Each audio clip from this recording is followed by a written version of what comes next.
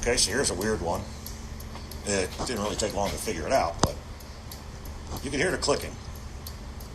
All right, the clicking is the relays in the 23061 harness doing what they're supposed to do, right? Flash.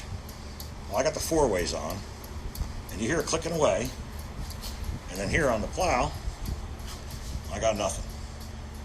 On this side, nothing. Well, there's really only one thing it could be. And sure enough, I checked it, thinking I'm going to find a blown fuse. When I remove this cover from here, there's supposed to be a 5-amp fuse in here. And there's no fuse. Alright, well, the plow's on the Jeep. It's pretty much done. I'm just going to take it outside and test it and adjust the headlights, being that it's 7:30 in the evening.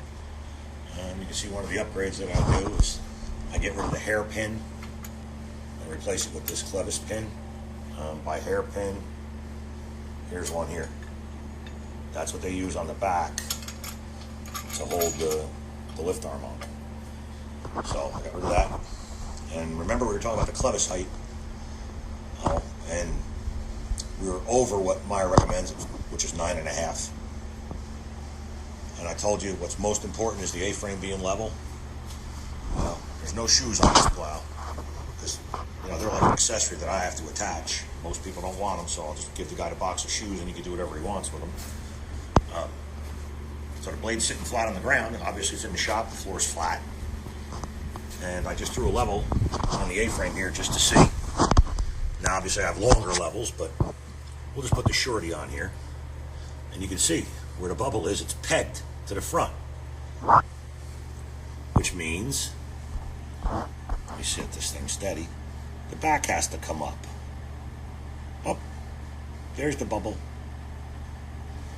Now, it's only about, what, 3/8 of an inch?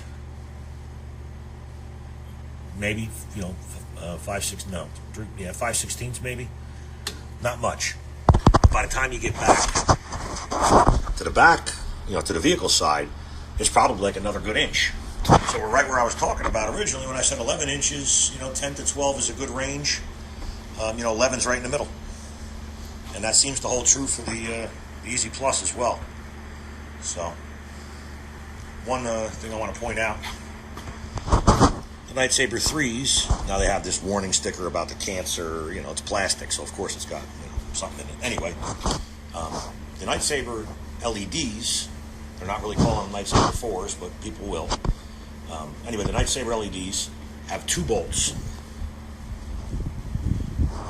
Let's see. 2 bolts holding the light. The back bolt is a pivot bolt. The front bolt is a slot. There's a slot in the bracket. So now you can really secure them, and they hopefully won't come loose like the old ones used to.